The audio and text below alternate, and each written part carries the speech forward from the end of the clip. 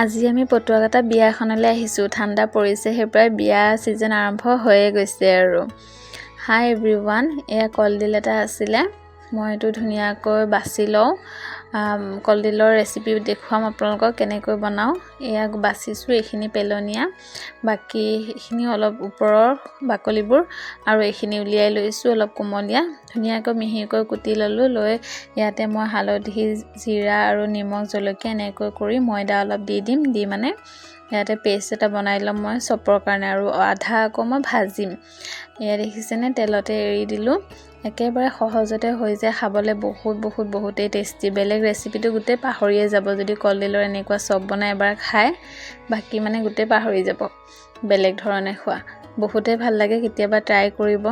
মই লং ভ্লগ এটা আপলোড কৰিম আজি দিনটোত কেনেকৈ পাৰ কৰিলোঁ, কি কৰিলোঁ বিয়ালৈ যোৱা, আৰু এইটো ৰেচিপি সম্পূৰ্ণ ভিডিঅ' এটা দিম, আপোনালোকে চাবলৈ নাপাহৰিব। এয়া কথা পাতোতে আমাৰ চব ৰেডি হৈ গৈছে, বহুত টেষ্টি হয়। এইখিনি ভাজি আজিলৈ আহিছোঁ, বাই।